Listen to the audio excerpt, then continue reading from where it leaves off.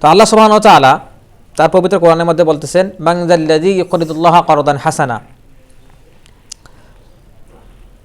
যারা আল্লাহকে উত্তম করজ দেয়, ধার দেয়, আল্লাহকে ধার দিতে বলা হচ্ছে। ফায়ুদাইফাহু লাহু ওয়া লাহু আজরুন কারীম, এই যে আল্লাহকে তারা ধার দিচ্ছে, এই ধারের বিনিময়ে তাদেরকে উত্তম প্রতিদান দেওয়া হবে। সূরা হাদীদের মধ্যে আসছে 11 নম্বর আয়াতে। আয়েশা রাদিয়াল্লাহু আনহার কাছ থেকে একটা হাদিস আসছে, এটা মুত্তাফাকুন আলাইহি, সহিহ বুখারী এবং মুসলিম দুই গ্রন্থেই আসছে। তো তারা একদিন রাসূলুল্লাহ সাল্লাল্লাহু আলাইহি ওয়াসাল্লামকে জিজ্ঞেস করলেন, কুলনা লিনাবিয়িন সাল্লাল্লাহু আলাইহি ওয়াসাল্লাম, তারা রাসূলুল্লাহ সাল্লাল্লাহু আলাইহি ওয়াসাল্লামকে বললেন, আইয়ুনা আসরাউ বিকা লুহুকান, যে আপনার মৃত্যুর পর আপনার সঙ্গে আমরা সর্বপ্রথম আপনার স্ত্রীদের মধ্য থেকে কে আপনার সঙ্গে মিলিত হব, সবার আগে কে মৃত্যুবরণ করব, আপনার সঙ্গে মিলিত হব, জিজ্ঞেস করা হলো। তখন রাসূলুল্লাহ সাল্লাল্লাহু আলাইহি ওয়াসাল্লাম বললেন, আতাওয়ালুকুন্না ইয়াদান, তোমাদের মধ্যে সেই আমার সাথে সবার আগে মিলিত হবে যার হাত লম্বা। তখন রাসূলুল্লাহ সাল্লাল্লাহু আলাইহি ওয়াসাল্লামের স্ত্রীগণ তারা কি করলেন, ফাআখাযু ক্বাবদাতান ইয়াদরাউনাহা ফাকানাত সাওদা, তখন তারা, যারা রাসূলুল্লাহ সাল্লাল্লাহু আলাইহি ওয়াসাল্লামের স্ত্রীগণ ছিলেন, তারা হাত মাপা শুরু করলেন যে কার হাত লম্বা। তখন দেখা গেল যে সওদার হাত সবচেয়ে লম্বা, সওদা রাদিয়াল্লাহু আনহা। তো যখন দেখা গেল সওদার হাত লম্বা, তখন তারা বুঝলেন যে সওদাই হয়তো রাসূলুল্লাহ সাল্লাল্লাহু আলাইহি ওয়াসাল্লামের মৃত্যুর পর তার সঙ্গে সবার আগে দেখা করবে, অর্থাৎ মৃত্যুবরণ করবেন।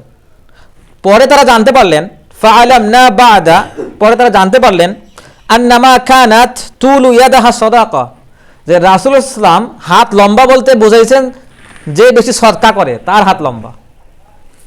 তখন তারা পরে কি দেখলেন, ওয়াকানাত আসরাআনা লুহুকান বিহি যায়নাব ওয়াকানাত তুহিব্বু সাদাকা, পরে আমরা দেখলাম রাসূলুল্লাহ সাল্লাল্লাহু আলাইহি ওয়াসাল্লামের মৃত্যুবরণ করার পরে যায়নাব সবার আগে মৃত্যুবরণ করলেন, এবং আমরা দেখলাম যে তিনি সবচেয়ে বেশি সাদাকা করতেন, সাদাকা দেওয়া পছন্দ করতেন। তো আমরা এর আগে সেই আয়াত থেকে, যে আয়াতে জাকাতের 8টি খাত যেখানে ব্যয় করতে বলা হয়েছে, সেই আয়াতের প্রথমেই আমরা দেখেছিলাম ইন্নামাস সাদাকাতু লিল ফুকারা ওয়াল মাসাকিন, সেই 8টি খাতের যেখানে বর্ণনা দেওয়া হয়েছে, সেই আয়াতের প্রথমে আল্লাহ সুবহানাহু ওয়া তাআলা বলছেন ইন্নামাস সাদাকাত, সদাকার কথা বলছেন। এই সদাকা বলতে সেখানে জাকাতের কথা বলা হয়েছে। আবার অন্যখানে যেখানেই সদাকার কথা বলা হয়েছে সেখানেই কখনো জাকাত, কখনো ওশরের কথা বলা হয়েছে। তো আমরা এখানে দেখলাম সদাকা বলতে, এখানে যে হাদিসটা আমরা পাইলাম মুত্তাফাকুন আলাইহি থেকে, এখানে সদাকা বলতে জাকাতের কথা বলে নাই, এখানে সদাকা বলতে মানুষকে স্বাভাবিকভাবে ব্যক্তিগতভাবে যে দানটা করা হয় সেই দানের দিকে ইঙ্গিত করা হচ্ছে। অর্থাৎ রাসূলুল্লাহ সাল্লাল্লাহু আলাইহি ওয়াসাল্লামের স্ত্রীগণের মধ্য থেকে যায়নাব রাদিয়াল্লাহু আনহা তিনি সবচেয়ে বেশি দান করতেন। এজন্যই রাসূলুল্লাহ সাল্লাল্লাহু আলাইহি ওয়াসাল্লাম বলছেন যে যার হাত বেশি লম্বা সে আমার সঙ্গে সবার আগে সাক্ষাৎ করবে। দেখা গেল তিনি সবার আগে মৃত্যুবরণ করছেন, অর্থাৎ তারই হাত লম্বা যিনি সদাকা বেশি করেন, যিনি সদাকা করতে পছন্দ করেন, ভালোবাসেন। এখন এই যায়নাব রাদিয়াল্লাহু আনহার নাম ছিল যায়নাব বিনতে জাহশ রাদিয়াল্লাহু আনহা। তাকে মানুষেরা উপাধি দিয়েছিল উম্মুল মাসাকিন, মিসকিনদের মা। আর রাসূলুল্লাহ সাল্লাল্লাহু আলাইহি ওয়াসাল্লামের স্ত্রী হিসেবে তিনি তো আমাদেরও মা, তো মানুষরা তাকে উপাধি দিয়েছিল মিসকিনদের মা, কারণ তিনি মিসকিনদেরকে দান করতেন, সদাকা করতেন। তো রাসূলুল্লাহ সাল্লাল্লাহু আলাইহি ওয়াসাল্লাম মৃত্যুবরণ করার পরে আবু বকর রাদিয়াল্লাহু আনহুর খেলাফত শেষ, তারপর উমর রাদিয়াল্লাহু আনহুর খেলাফত আসলো। ইসলাম দিক দিগন্তে ছড়িয়ে পড়লো, বিভিন্ন খান থেকে ফাইয়ের অর্থ, গনিমতের অর্থ, জাকাতের অর্থ আসা শুরু করলো। সেগুলো থেকে উমর রাদিয়াল্লাহু আনহু উম্মুল মুমিনিন যারা ছিলেন, রাসূলুল্লাহ সাল্লাল্লাহু আলাইহি ওয়াসাল্লামের স্ত্রীগণ যারা ছিলেন, তাদের জন্য ভাতা প্রদান করেন, বাৎসরিক ভাতা। সেই ভাতাতে আবার first class, second class, third class ছিল। অর্থাৎ উম্মুল মুমিনিন যারা ছিলেন তারা ফার্স্ট ক্লাসে ছিলেন, এবং তাদের জন্য বাৎসরিক ভাতা 12,000 দিরহাম করে নির্ধারণ করা হয়, অনেক অর্থ। তো উমর রাদিয়াল্লাহু আনহু তার জন্য তো 12,000 দিরহাম ভাতা নির্ধারণ করেন, এবং কখনো কখনো নিজে ব্যক্তিগতভাবেও যায়নাব বিনতে জাহশ রাদিয়াল্লাহু আনহার কাছে ব্যক্তিগতভাবে কিছু উপহার পাঠাইতেন। তো দেখা গেল সেই মহিয়সী নারী রাসূলুল্লাহ সাল্লাল্লাহু আলাইহি ওয়াসাল্লামের স্ত্রী, তিনি আবার কি করেন, ভাতা যেটা পান সেটাও দান করে দেন, যেটা ব্যক্তিগতভাবে উপহার দেওয়া হয় সেটাও দান করে দেন। তখন ওমর রাদিয়াল্লাহু আনহু বললেন যে এই মহিয়সী নারীর মাধ্যমে শুধু কল্যাণেই আশা করা যায়, সুবহানাল্লাহি ওয়া বিহামদিহি। রাসূলুল্লাহ সাল্লাল্লাহু আলাইহি ওয়াসাল্লামের আরেক স্ত্রীর নাম ছিল জাইনাব বিনতে খুজাইমা, এনার নামও জাইনাব।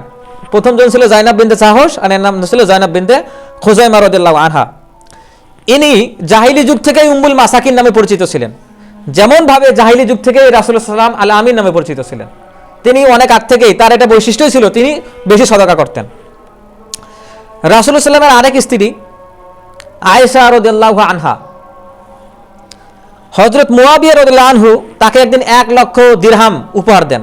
1 লক্ষ দিরহাম, 1 দিরহাম সমান 2.97 রৌপ্য, আর 1 গ্রাম রৌপ্যের মূল্য হচ্ছে বর্তমানে 250 টাকা। 1 গ্রাম রৌপ্যের মূল্য, এখানে দিরহাম বলতে রৌপ্য মুদ্রাকে বোঝানো হয়। 1 দিরহাম সমান 2.97 গ্রাম রৌপ্য মুদ্রা। তো যদি আমরা 1 লক্ষ দিরহামের কথা চিন্তা করি তাহলে কতগুলো টাকা হয় হিসাব করে দেখেন। এই টাকাটা মুয়াবিয়া রাদিয়াল্লাহু আনহু আয়েশা রাদিয়াল্লাহু আনহাকে উপহার পাঠান। তখন আয়েশা রাদিয়াল্লাহু আনহা কি করলেন? তিনি সেদিন সিয়াম রাখছিলেন, রোজা রাখছিলেন। তো রোজা যেহেতু রাখছেন, তার তো সম্পত্তির দরকার নাই। তিনি ইফতারের সময় হওয়ার আগে আগেই 1 লক্ষ দিরহাম মানুষকে দান করে দিয়েছেন। সুবহানাল্লাহ।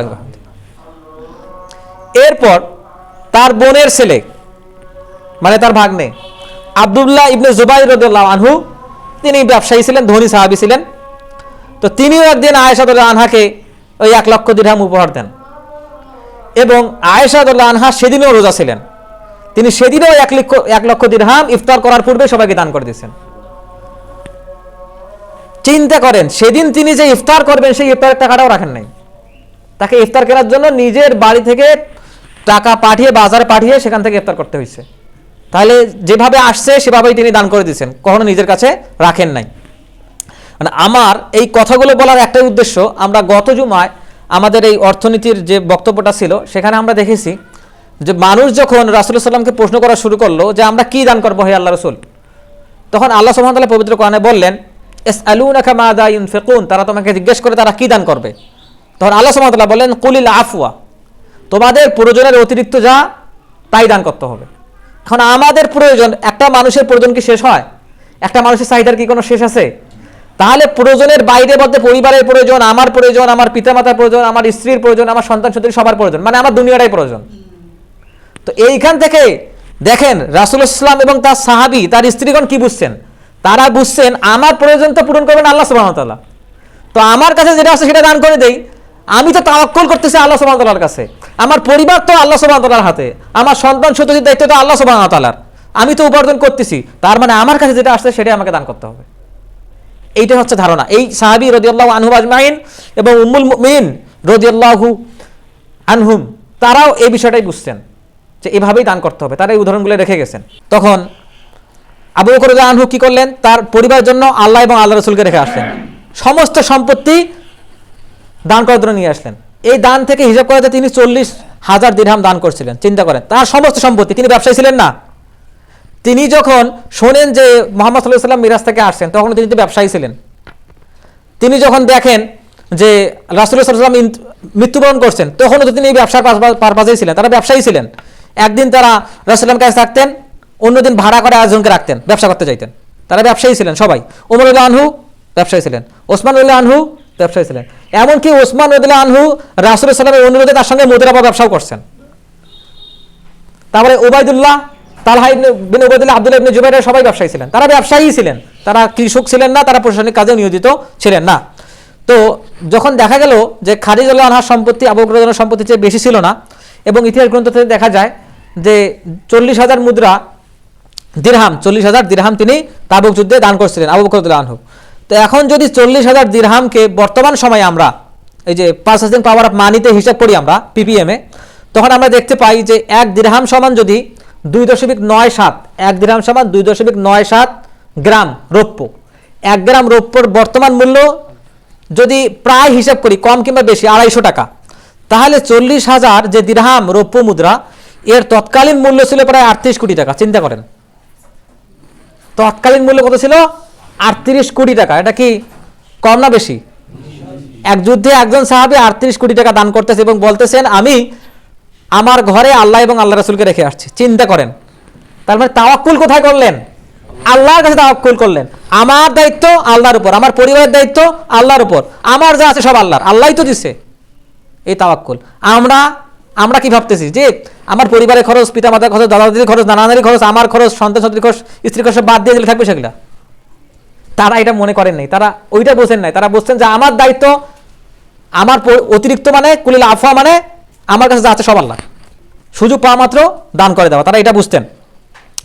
এখন যদি 40,000 দিরহাম হয় এবং খাদিজা রাদিয়াল্লাহু আনহার সম্পত্তি যদি এতটাই হয় 40,000 দিরহামের মতো, তাহলে তিনি এতটা সম্পদ দান করছেন। একজন মহিলা, চিন্তা করে দেখেন, এই সম্পদটা তিনি দান করে দিয়েছেন।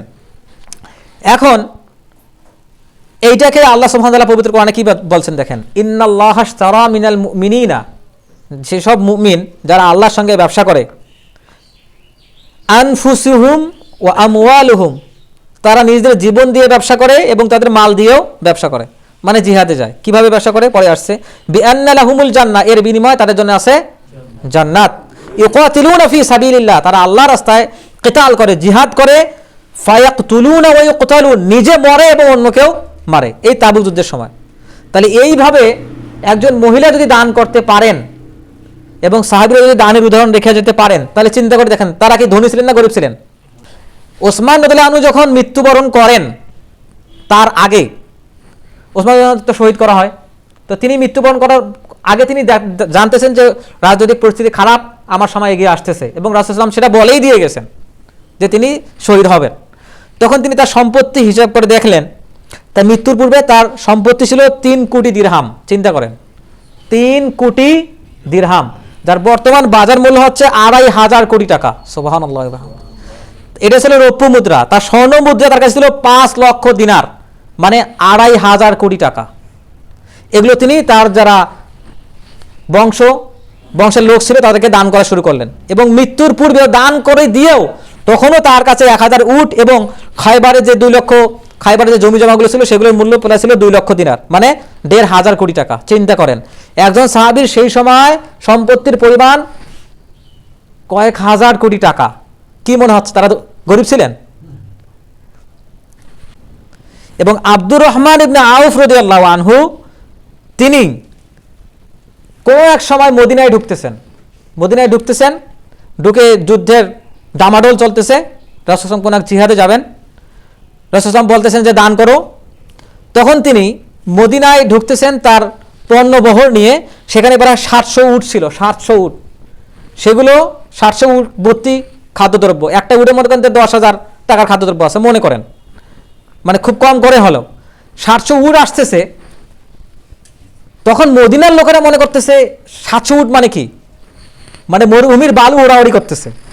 তখন মদিনার লোকেরা মনে করতেছে যে আমরা তো যুদ্ধের প্রস্তুতি নিচ্ছি, তার আগে আমাদেরকে আক্রমণ করা হচ্ছে নাকি। ওরা মনে করতেছেন যে কোনো যুদ্ধের মানে সামরিক বাহিনী আসতেছে মনে হয়। পরে দেখলেন যে আব্দুর রহমান ইবনে আউফ রাদিয়াল্লাহু আনহু তার পণ্যবহর নিয়ে আসতেছেন।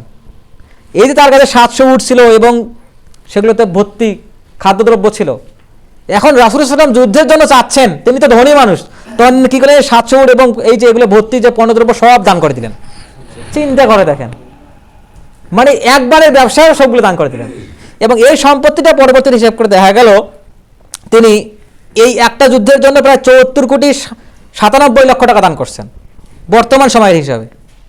এই আব্দুর রহমান ইবনে আউফ কেমনে চলতেন? আব্দুর রহমান ইবনে আউফ মানুষকে দাওয়াত দিতেন, রাজকীয় খাবার খাওয়াইতেন, কিন্তু নিজে খাইতেন রুটি। এটাকে বলে জুহদ। তো এই হচ্ছে বিষয় যে তারা আসলে কতটা ধনী ছিলেন। তারা ধনী ছিলেন কিন্তু জুহদ করতেন, মানে তাদের হৃদয়ে কি ছিল? হৃদয় ছিল আল্লাহর তাকওয়া, হৃদয় ছিল আল্লাহ, হাতে ছিল সম্পদ। আল্লাহ যেটা বলছেন হাত দিয়ে সেটা ব্যয় করে দিয়েছেন, হাতে যেটা আসছে ব্যয় করে দিয়েছেন। এইটাকে বলে জুহদ। মানে অর্থ উপার্জন করতে হবে, আল্লাহ দিয়েছেন এবং বলছেন আল্লাহর সঙ্গে ব্যবসা করার জন্য। আল্লাহ বললেন ইন্নাল্লাহা আশতারা মিনাল মুমিনিনা, মুমিনদের মধ্যে যারা আল্লাহর সঙ্গে ব্যবসা করে। কি দিয়ে ব্যবসা করবেন? সম্পত্তি দিয়ে তো আল্লাহর সঙ্গে ব্যবসা করবেন। কেমনে ব্যবসা করবেন? আল্লাহ যে সম্পত্তি দিয়েছেন সেটা আল্লাহর সঙ্গে ব্যবসা করবেন, যাদের অধিকার তাদেরকে দেওয়ার মাধ্যমে। এই যে আল্লাহর সঙ্গে ব্যবসা, জিহাদের ময়দানে দান করার মাধ্যমে, জীবন দেওয়ার মাধ্যমে, এটা আল্লাহর সঙ্গে ব্যবসা। এভাবে ব্যবসা করতে হবে। তো এই দুর্ভিক্ষের সময় ওসমান রাদিয়াল্লাহু আনহু আবার 100টি উট বোঝাই পণ্য আল্লাহর রাস্তায় দান করে দেন। বর্তমান সময় সেটা 5 থেকে 6 কোটি টাকা মূল্য। এরপর তালহা ইবনে উবাইদুল্লাহ, ওসমান রাদিয়াল্লাহু আনহুর সঙ্গে, উনিও একজন বিজনেস ম্যাগনেট।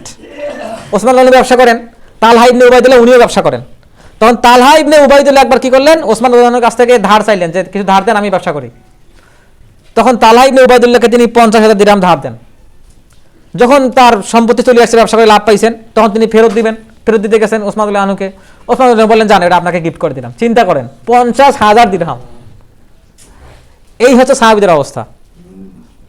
তো এই যে বিষয়গুলো, তারপর ওসমান রাদিয়াল্লাহু আনহুর কথা আরো বলি। মদিনায় যখন গেছেন, পানির সংকট, ইহুদিদের কূপ, পানি খাইতে দেয় না, আর যদিও খাইতে হয় তো কিনে খাইতে হয়। আর বীরের রুমা নামে একটা কূপ ছিল, সেই কূপের পানি আবার খুব ঠান্ডা ছিল, খাইলে অন্তর ঠান্ডা হয়ে যায়। তখন রাসূল সাল্লাল্লাহু আলাইহি ওয়াসাল্লাম বললেন যে কে এই কূপটা আমাদেরকে কিনে দিবে? তিনি বললেন, মান ইয়াশতারি বি'রা রুমা ফালাহুল জান্নাহ, যে ব্যক্তি এই বীরের রুমা আমাদেরকে কিনে দিবে, আল্লাহ তাকে জান্নাত দিবেন। সুবহানাল্লাহ। তখন ওসমান রাদিয়াল্লাহু আনহু কি করলেন, তিনি 35,000 দিরহামের বিনিময়ে এই কূপটা মুসলমানদের জন্য কিনে দান করে দিলেন। এবং তখন থেকে আর কাউকে পানি কিনে খাইতে হয় নাই, সবাই এখন ইচ্ছা মতো পানি খাইতে পারে। রাসূল সাল্লাল্লাহু আলাইহি ওয়াসাল্লাম কি বলেন নাই যে মানুষকে পানি পান করায়, এটা সর্বোত্তম ইবাদত? তো তিনি এখন পর্যন্ত আমরা সেখান থেকে পানি পান করতেছে। এবং এই যে 35,000 দিরহাম, যেটা বর্তমান মূল্য হচ্ছে 2.5 কোটি টাকা, চিন্তা করেন। এরপর তিনি কি করলেন, মসজিদে নববী সম্প্রসারণ করা হবে মদিনায়। তো রাসূল সাল্লাল্লাহু আলাইহি ওয়াসাল্লাম বললেন যে কে আসো আল্লাহর রাস্তায় দান করবে, যে আমরা মসজিদে নববী সম্প্রসারণ করতে পারি। তখন ওসমান রাদিয়াল্লাহু আনহু সেখানে 20,000 দিরহাম দান করলেন, প্রায় 1.5 কোটি টাকা, এবং সেটা সম্প্রসারণ হয়ে গেল। তো এইভাবেই তারা দান করতেন। এবং তাবুক যুদ্ধের হিসাব তো আমরা কিছুক্ষণ আগে দেখলাম। তাবুক যুদ্ধে ওসমান রাদিয়াল্লাহু আনহু প্রায় 300টি উট এবং 1000 দিনার দান করেন তাবুক যুদ্ধে। তাহলে 300টি উট, একটা উট যদি 15 দিনার হয়, একটা উট 15 দিনার, এবং তিনি 100 দিনার দান করেন, তার মানে তিনি 39,27,00,000 টাকা দান করছেন একটা যুদ্ধে। এগুলো ছিল সাহাবীদের অর্থের অবস্থা, যেটা উপার্জন করতেন আল্লাহ রাস্তায় দান করে দিতেন। তারা মনে করতেন না যে আমার পরিবারের জন্য রাখতে হবে, এটা জন্য রাখতে হবে, ওটার জন্য রাখতে হবে। তো এগুলো থেকে শুধু শুনলেই তো হবে না, এগুলো থেকে আমাদের আমল করতে হবে। আমাদের মসজিদ, আমাদের মাদ্রাসাগুলো, আমাদের এই যে কিছুক্ষণ আগে একজন আসলেন, এই যে আমাদের সমাজের অবস্থা, যদি একটা মুসলিম দেশের সমাজের অবস্থা এরকম হয়, মুসলিমরা শান্তিকামী মুসলিমরা পৃথিবীতে সবচেয়ে সভ্য জাতি, মুসলিম সভ্যতা হচ্ছে বিশ্বের ইতিহাসে সবচেয়ে সফল সভ্যতা। তো এই সভ্যতার যদি এই অবস্থা হয়, আমরা যে মুসলিমরা এরকম হই, অর্থনৈতিক যে সমৃদ্ধি আমাদের নাই, আমরা অর্থনীতিতে বন্দী আছি, এখান থেকে আমাদের বের হইতে হবে কিনা? তো এই যে উদাহরণগুলো আমি আপনাদের সামনে পেশ করলাম এই লম্বা সময় ধরে, তো এখানে বিষয়টা হচ্ছে টাকার অঙ্ক নয়। আমি 1 টাকা দান করলে সেটা মানুষের কত উপকার করতেছে, এইটা ভেবে আমাকে দান করতে হবে। আমি যদি মনে করি 1 টাকা দান করে আর কি হবে, সেই যুগে 1 দিরহাম দিয়ে একজন মানুষের কয়েক সপ্তাহর খাবার হইতো, 1 দিরহাম দিয়ে। এখন তো 1 টাকা দিয়ে কিছু হয় না। কিন্তু যদি নিয়ত থাকে আবু বকর রাদিয়াল্লাহু আনহুর মতো, যে আমি আমার ঘরে আল্লাহ এবং আল্লাহ রাসূলকে রেখে আসছি, তাওয়াক্কুল চিন্তা করে দেখেন। ওমর রাদিয়াল্লাহু আনহু চিন্তা করলেন যে আমি অনেক সম্পত্তি আমার, আমি অনেকগুলো দেবো। তিনি অর্ধেক নিয়ে গেছেন, গিয়ে দেখেন যে আবু বকর আমার চেয়ে বেশি হয়ে গেছে। চিন্তা করে দেখেন, তাহলে নিয়ত থাকলে তো আল্লাহ দিবেন নাকি? এখন এই জন্য আল্লাহ সুবহানাহু ওয়া তাআলা বলছে আল বাকিয়াতুস সালিহাত খায়রুন ইনদা রাব্বিক, যে আমরা আল্লাহর খাতায় যেটা লিখে দিচ্ছি, আল্লাহর কাছে যেটা ব্যবসা করতেছি, সেটা আল্লাহর কাছে উত্তম। সাওয়াবান ওয়া খায়রুন আমালা, এটা হচ্ছে আল্লাহর কাছে সওয়াবের কাজ এবং উত্তম আমল, যেটা সূরা কাহফে যেটা আমি বললাম। তো আল্লাহ সুবহানাহু ওয়া তাআলা আমাদেরকে, আমাদের হাতকে, আল্লাহ সুবহানাহু ওয়া তাআলা পবিত্র কোরআনে যে আয়াতটা বলছেন যে তোমাদের হাতকে তোমাদের ঘাড়ের সঙ্গে নিবদ্ধ রেখো না, বেঁধে রেখো না। তার মানে কি, হাতটা ছোট করে রেখো না। ওই যে হাদিসে আমরা দেখলাম কিছুক্ষণ আগে, যে তাকে জিজ্ঞেস করা হয়েছে, হে আল্লাহ রাসূল, কে আপনার সঙ্গে আগে আপনার মৃত্যুর পর মিলিত হবে? তখন তিনি বললেন, যার হাত লম্বা। তার মানে যিনি বেশি দান করেন, যায়নাব বিনতে জাহশ রাদিয়াল্লাহু আনহা ইন্তেকাল করলেন তার মৃত্যুর পরে। তার মানে আমাদের হাত লম্বা করতে হবে। তো আল্লাহ সুবহানাহু ওয়া তাআলা আমাদের হৃদয় এবং হাতকে প্রশস্ত করার তৌফিক দান করুন। যেখানে সুযোগ আছে সেখানেই আমাদেরকে আমার সামর্থ্য অনুযায়ী দান করার তৌফিক দান করুন।